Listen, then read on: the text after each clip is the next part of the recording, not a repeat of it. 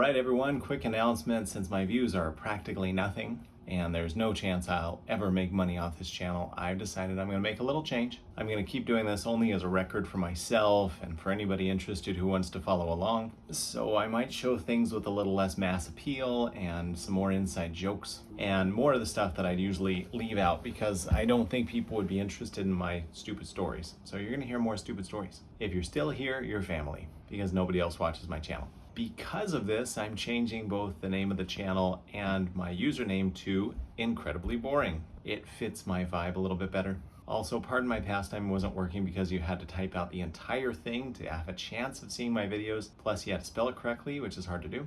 Doc Awkward was clever, but it was already taken, as all clever names were. So at least this way, people that find my channel by accident will know what they're in for. So from now on, search for Incredibly Boring Videos, and I will warn everyone at the beginning of each video that I'm incredibly boring. On to England. So no video travel, but traveling is the boring part anyway. The drive to the airport was quick. The first leg of our flights to get to Dallas was fine. The layover was fine. The transatlantic flight was as miserable as all transoceanic flights are. My legs and butt were in pain the entire 10 hours we were flying. I couldn't sleep because of that pain, because of the regular turbulence, and because there's a baby a few rows back that was screaming every 10 minutes. I wish I was joking. We got our rental car, then it was a bit of a learning curve to try to drive on the wrong side of the road, for me the wrong side of the road, in the opposite side of the car too. But we didn't get any major accidents, so that's cool. We stopped at Costco and at Tesco for food and supplies. I did feel like I was being stared at, but that's just my paranoia. Don't worry about it. I do that enough. Our Airbnb is in the outskirts of Cirencester. It's in a row of houses. They're very cute. It's on the edges of a lake with swans and a fountain in the middle to try to make a rainbow every day. There's never enough sun for that so far. The bathrooms have pull chains for the lights, and the hot and cold running water come out of different taps. But otherwise, the fixtures are all modern. The ceiling upstairs in my bedroom make me feel like I'm a British orphan living in my extended family's extra attic room. On day one, we couldn't wake up at a normal time because we were all jet lagged, so we let everybody sleep in. Everybody finally woke up at about noon, which is 5 a.m. our time, and that's still way too early for us to wake up. It was rainy outside, and since everyone was nodding off all over the house, we decided it was best to stay in and relax. My wife and I bought food and treats at the Aldi grocery store. The treats have funny names. We picked up moon babies, jammy wheels, Jaffa cakes. I thought I was being clever and texted my wife and asked if I could pick up some jelly frumptums and cherry jumbles. Sure, she would pick up on the obviously ridiculous names. She replied, "I guess so, whatever you want." And I thought I was very clever for tricking her with these ridiculous names. And then we bought a packet of saucy nibbly nobbles, and I realized that neither of those names were very ridiculous for England. I'm not joking. And you know how everybody makes fun of British food for not having any flavor or spices? It's true. It's all true. We went to Costco and we bought one of those taco kits that we've bought in the past. The chicken was fine. The cabbage was a little wet and it was purple. The cheese was a bit odd, but the salsa was ridiculous. The salsa was not salsa. It was tomato sauce with some parsley cut up into it. No flavor. I can't believe they tried to pass that off as salsa at all,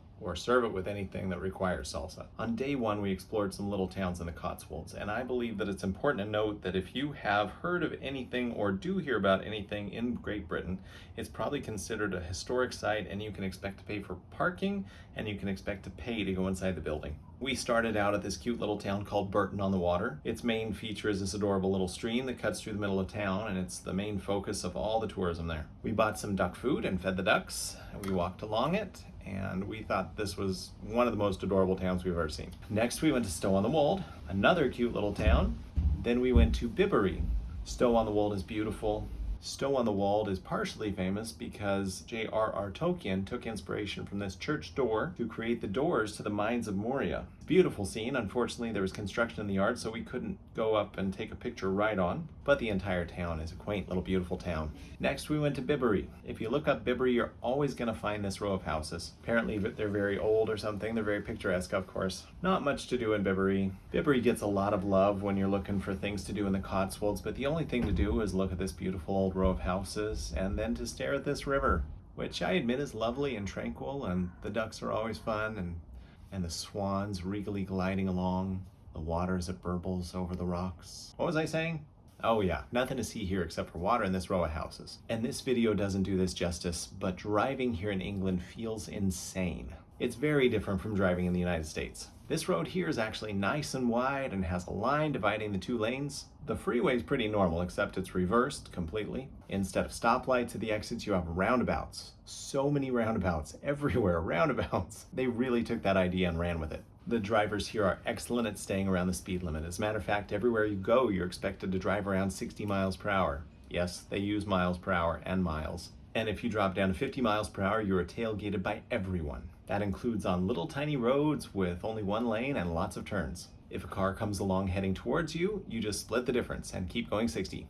And they don't trim the bushes back from the roads very far. So a lot of times I would have to dodge around the other car and end up scratching the paint on the bushes. It's okay, we bought the insurance. The entire time I was driving to and from all these little villages, I heard shouts of alarm and counsel from the back seat from all the other drivers. And every time I would say, "Do you want to drive? If you can do better, you're welcome to try it." No one ever took me up on that offer. I sometimes see old movies from England where a little car will dive into a ditch and it's supposed to be a funny moment. Ha, he crashed. And I used to think those films were sped up, but now I realize that's just the way they drive here. So when one of my passengers would yell, "It's too fast, they're too close, you're too close to the hedge," I would say simply, "Welcome to England." At the end of the day, we wanted some ice cream, so we stopped in the city of Cirencester proper, which is the capital of the Cotswolds, to look for ice cream. We found it at this store called Lick. It was good ice cream. I would tell you more about that, but I can't have lactose. I can tell you that their mango sorbet was delicious. It was very creamy, which is hard to do when you can't use milk in your recipe. And the taste was excellent. It was not too strong.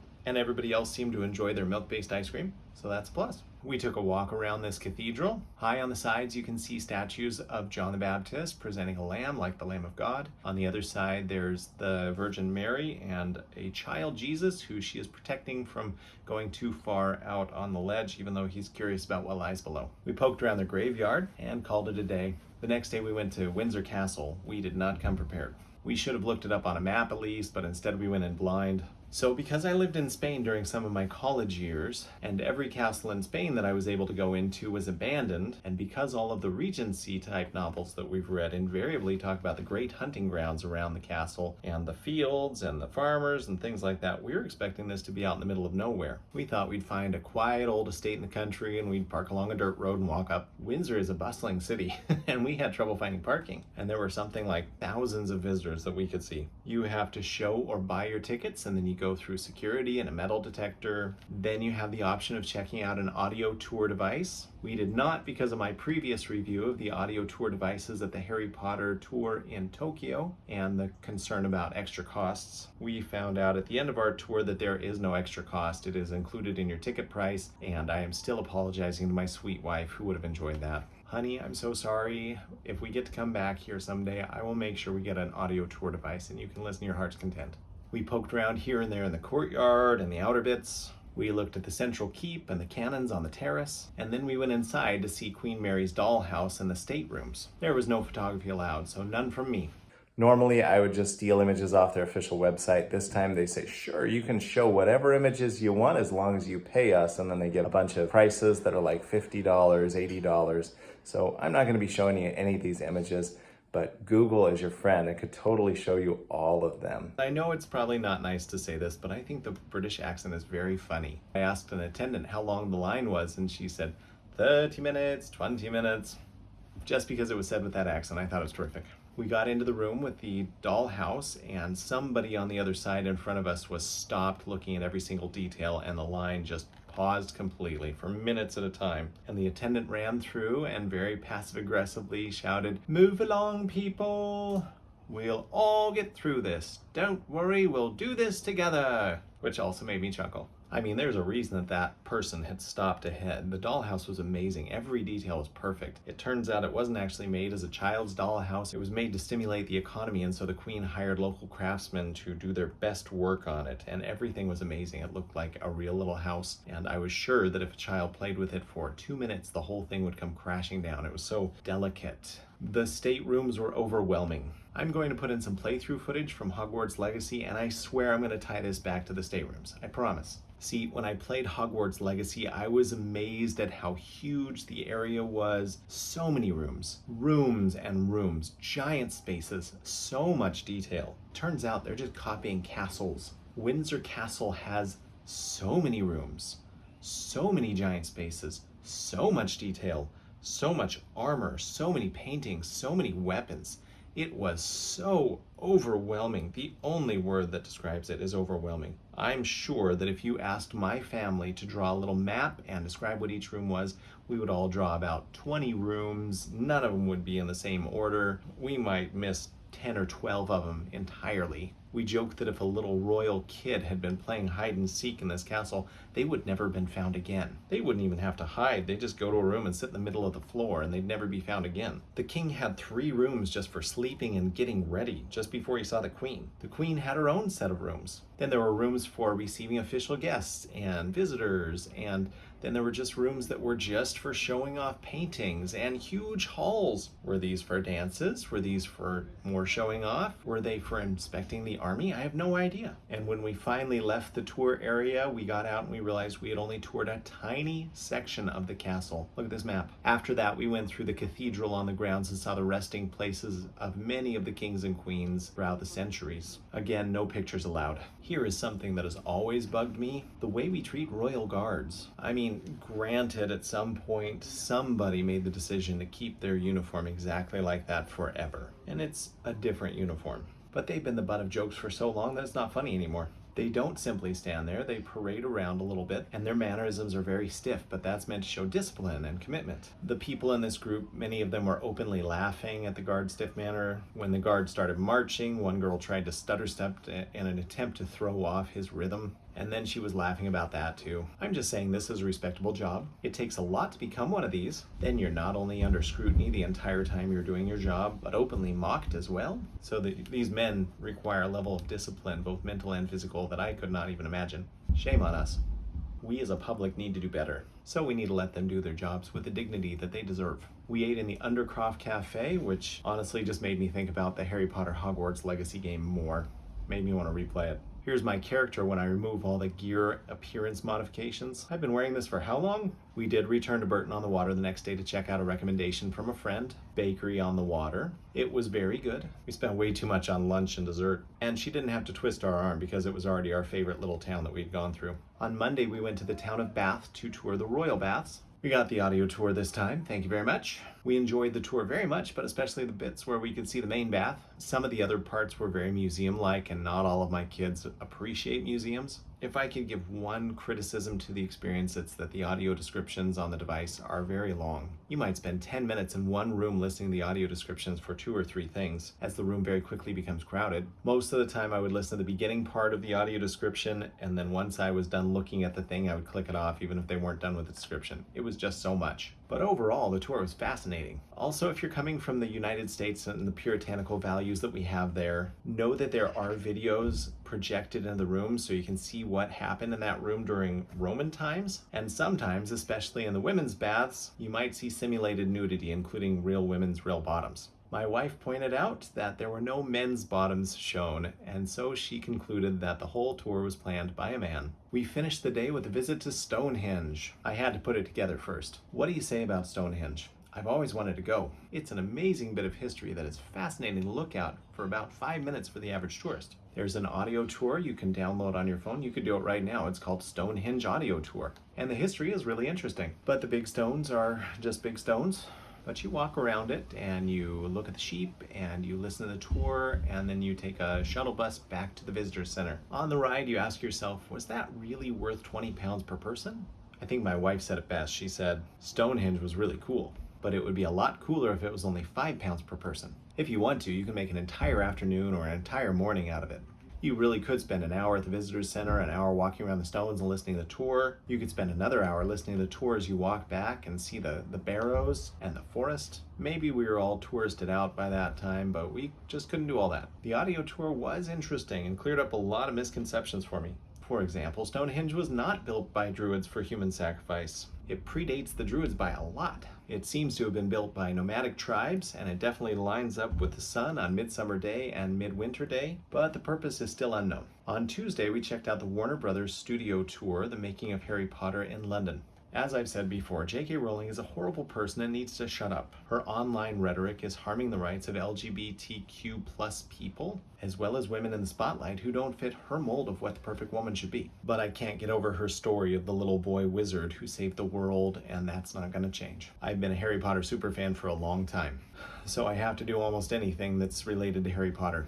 We started with an English tea, Harry Potter themed of course. My wife wanted to experience an English tea while we were here, but we were concerned that even a tea house might be too stodgy, too restricting, and this one seemed like a good compromise. We all had superfruit herbal tea because we're not tea drinkers, except for my daughter who ordered a hot chocolate. Somehow our waitress understood the words hot chocolate but not cocoa. I guess that word doesn't exist the same as it does in the United States. There were odd little tea sandwiches as well as savory hors d'oeuvre style food that we snacked on. Only one other person in my family was brave enough to try the seafood products, and so I personally had 4 servings of the prawn and lemon sandwiches as well as the salmon on a beet cracker. So after I was already full with everybody's not wanted food, we started on desserts, and they were amazing. I should mention that lots of the sandwiches and the other hors d'oeuvres were really good too. There were delicious macarons, there was some kind of truffle. The standout winner to me was the scone with the butterbeer flavored cream and the jam. That was delicious. I have to learn how to make those someday. The staff are great and very sensitive to allergies. I had to explain twice that I'm not allergic to milk, it just hurts my tummy, and I brought my lactose pills, so I'll be good. I don't know what kind of accommodations they would have made if I had had an allergy. Each tea tray is for 2 people, and when they brought them out, we thought, this looks like a snack size. This is not going to fill us up. We all left full, even my daughter who barely ate anything. We did have to split the macarons to try all the flavors. Bear in mind that the price is painfully high. I think it was 40 pounds a person. But it makes me wonder why we stopped doing tea in the United States. Seemed like a nice thing, a hot drink and cookies and sandwiches in the afternoon, and you sit around and talk with your friends. Why did we stop? We need to take back that part of the revolution. Let's move on to the tour. This brings back all the nostalgia from the movies, especially since this is where the actors really were. These are the actual sets. These are the actual props that they used. From the Great Hall and Gryffindor and Slytherin common rooms to Dumbledore's office and classroom sets to Hagrid's hut and all the costumes, plus all the props and the butterbeer. This is a mecca to visit if you're an obsessed fan of the Harry Potter movies like me. Everywhere you look, you'll see bored-looking attendants guarding each exhibit from curious fingers, who become genuinely lively and fascinating storytellers if you stop to ask a question. Turns out they're just waiting to engage with you as you pass by, and I think they're a little down that no one stops to talk to them. So if I found myself waiting for someone at my party, I would ask these attendants, "What's your favorite thing in this exhibit?" And they would just lighten up and tell me. The one at the Defense Against the Dark Arts exhibit told me that most of the big props, the wooden beams, the trees, are all carved from lightweight foam. He also told me that when Boggart Snape emerges from the cabinet dressed in Neville's grandmother's unique clothing, that Alan Rickman actually hid in the cabinet wearing that getup to surprise the child actors, and their reaction to seeing him was their truly surprised reaction. Then the girl at Trelawney's divination class exhibit told us that over 500 teacups made up this tower, which are superglued together and only visible in the background in one scene. Then the prop master chose a cup he liked for the pattern and put tea leaves and lacquer within in the shape of the grim. It's an omen of death. He permanently changed it for the movie, and later found out that this randomly chosen cup was a valuable Japanese antique. Oopsie! My longtime fans will remember that I did the same experience when I visited Tokyo in April. I'll try to get up a compare and contrast video on TikTok or something. Long story short, only a few things were the same. Most of them were different. England is definitely more crowded. Japan has more big full sets. England has more of the small props. The restaurant in Japan has incredibly themed meal sets that are creative and whimsical. The one in England has standard fare that sounds boring and tasteless, like the rest of the food in this country. Tokyo has employee-led interactive moments, like all casting a spell together in the Defense Against the Dark Arts classroom, while England has more video and practical effects. Japan will include costume mannequins everywhere. England relies on the set piece to do the storytelling. Japan offers only a few green screen and movie insert videos, but you can download them for free, included on your ticket. England, on the other hand, has tons of green screen videos and movie inserts and pictures that you can do, but you have to pay individually for each one to be able to access them. I don't know about all of them, but I know that some of them were about 20 pounds each. Tokyo has a smaller gift shop, but it's more open. England has a much larger gift shop, but that's because they force you through in a tight line like IKEA. All in all, I had a lot of the same feels in this one, including the feeling that there's just too much to see and do in one day. By the end of it, there was one of my family members that I had to drag through because their feet hurt. And it did take the entire day. Sorry we had to change locations. Hope that doesn't throw you off. We took a rest day before we went to Hampton Court Palace. In case you're wondering about the difference between a castle and a palace was a seat of political power. It was a luxurious home. It was a place for parties. A castle could do all those things, but it was also a place of military might, a place of protection for the people. And the Hampton Court audio tour made it clear over and over that this was a place for parties. It was a place for showing off. It was a place for separating the peasants from the royalty. If you wanted to visit with royalty, you had to pass through all these rooms that reminded you, through their trappings and their luxury, that you did not belong, that the royalty was way higher than you. And as you'd expect from anywhere that's a palace, it was beautiful. The insides were beautiful. The garden was beautiful. Everything was beautiful. At this point, we moved from Cirencester to Catford, which is in the south of London. Driving was ridiculous. It took us over an hour to drive 6 miles through London traffic. That would have been okay. We were planning on taking public transportation anyway. However, we honestly didn't feel safe in Catford. On our first night, we walked from our apartment to the Lidl, which is a grocery chain in England, spelled Lidl. As soon as we walked in, we watched a security guard physically tackle a person who wouldn't show him the inside of his backpack as he was trying to leave. And then when we exited the Lidl, there were 3 guys who were paying a little too much attention to us. They looked a little rough. So I made up a little excuse. We hung back. I let them get in front of me. I did not want them behind me. And they were still paying too much attention to us. They were doing the nonchalant, looking over their shoulder, like, I'm not looking at you, I just happen to be looking over my shoulder. That made me uncomfortable. And the way back to our place was through this alleyway that was littered with discarded furniture, like a mattress and a wooden chair. London is so classy. And one of these 3 guys who was paying too much attention to us went over to the chair, stepped on one leg and tore the other leg off. And then he kind of threatened his companion, and he was still looking back at us. My wife and I froze in place, and I wondered, do I get out of this? Do I get mugged right now? What happens? I get told a lot that I have the male equivalent of RBF. If you don't know what that is, look it up. It basically means that when your face is neutral, you look kind of mean.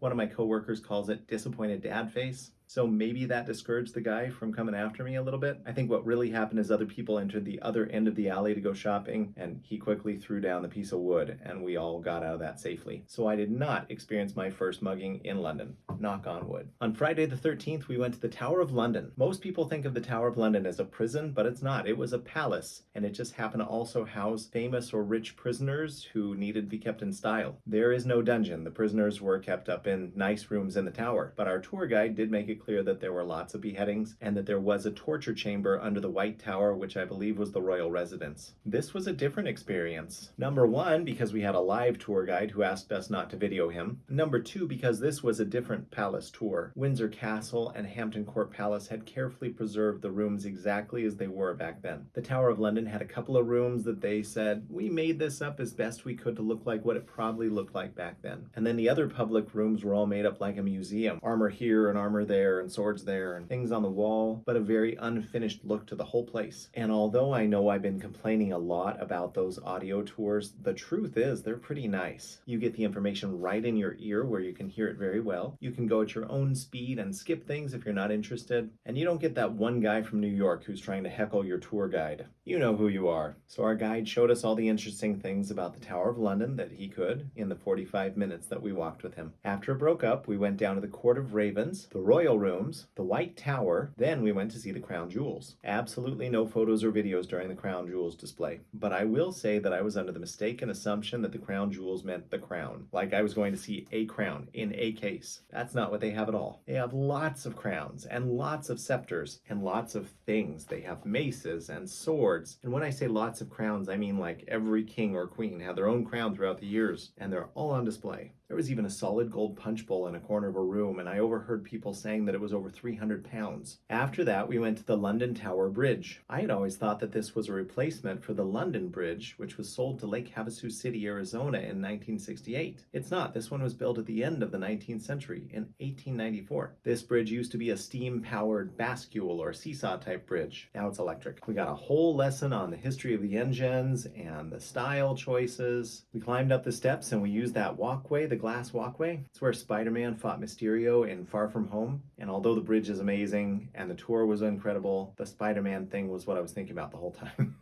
We spent the next day at Buckingham Palace. On the way, there was another moment where I didn't feel safe. We were passing near Trafalgar Square. Of course, it's very pretty, very touristy. I had my phone strapped to my wrist because I've heard of so many tourists losing their phones to somebody on a scooter yoinking it out of their hand. Lots of phone snatchers in London. As I came towards the crosswalk, there was this unkempt man in a dirty trench coat who headed straight for me. And he was looking me in the eye the whole time. And I gotta say it, he had like this evil smirk on his face when he did it. Like, I can't do it. It was just not natural, but he was weird. And he just kept heading straight for me, even though I was kind of veering. He had 3 facial tattoos, and then he ran straight into me, like whole body.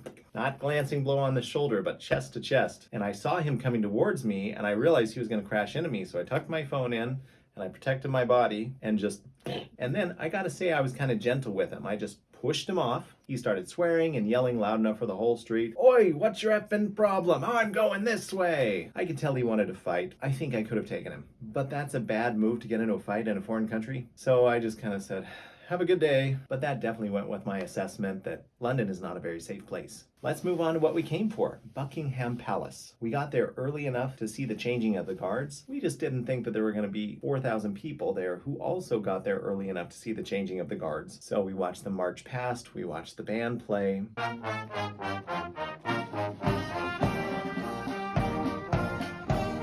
Once the guards and the band got into the palace grounds, we went off to the park because we knew we weren't going to see anything else. We had scheduled 3 tours that day, the King's Gallery, the Mews, and then Buckingham Palace proper. They were all 3 shorter than what we expected, and then we had spaced them out about an hour and a half from each other to make sure we could get through each of them. We ended up doing a lot of shopping and walking around between them, and we saved the palace tour for the last one because we felt it would take the longest. Now, photography was forbidden in the King's Gallery and Buckingham Palace, but we were allowed to take pictures in the Mews. The King's Gallery was kind of wasted on us. We don't have a connection to the royal family, and the King's Gallery is a bunch of rooms with famous photos of the royal family throughout the years. Next up, we went to the Mews. The Mews used to be where they kept falcons. That's the traditional meaning of Mews. And then they started to store their horses there, and then they started to store everything to do with the horses, including conveyances there. The falcons were moved elsewhere, but the Mews name was kept with the horses and the conveyances. So now you've got the royal horses, the royal coaches, and the royal cars in the Mews, and a lot of history about all of them. There's this one coach that's displayed all alone in a huge room, and every bit of it is covered in gold. And then a sign near it explains that several things broke the first time it went out the door. Everything is just too fancy. The Mews tour was not bad, but so far I hadn't seen anything that really wowed me. Buckingham Palace was next. It was definitely more impressive. So much more to look at. All the sculptures and paintings and fancy rooms that you expect. I can't show you pictures here as I explained already, but go to their official website if you want some teasers. My wife didn't like this tour as much as Windsor Castle or Hampton Court Palace because this one is currently used by the royals, and so everything has been updated. It's much more modern, doesn't have that historical feel. Also, she hasn't watched TV shows about the current royal family, so she's not up on their drama. That's why she likes Windsor Castle and Hampton Court Palace, is because she knows the drama there. She really loves all the stories about the Mad King George and about Henry VIII and his 6 wives. She just loves that kind of TV show. So in those places, she was saying, "Ooh, I remember this from, whatever." Not so much Buckingham Palace. We also went to see the Broadway show Wicked at Apollo Victoria Theater, and this is probably my daughter's favorite thing we did on the trip. She was singing Defying Gravity for days after that. And while it was a very impressive show, I think the accent was very difficult for my family to understand. My wife said once, "I wish there were subtitles." On our final day in London, we visited Westminster Abbey. Videos are prohibited, but photos are encouraged. We saw the resting places of many of Old England's famous people, including lots of royalty. It was a beautiful church. This is where royal weddings and baptisms and coronations take place. The audio tour explains some things about the notable people buried here and some of the statues depicting them. Except for all the people shoe squeaking all over, it was a very quiet place, but I found it very interesting. Not all of my family agreed, but that's one of the things we learned on this trip, is that we can't please everybody. We all like different things. Westminster Abbey is located near a lot of other things that tourists like to go see, so we walked over and we saw Parliament, we saw Big Ben, we crossed Westminster Bridge. Big Big Ben and Parliament are extremely impressive in person.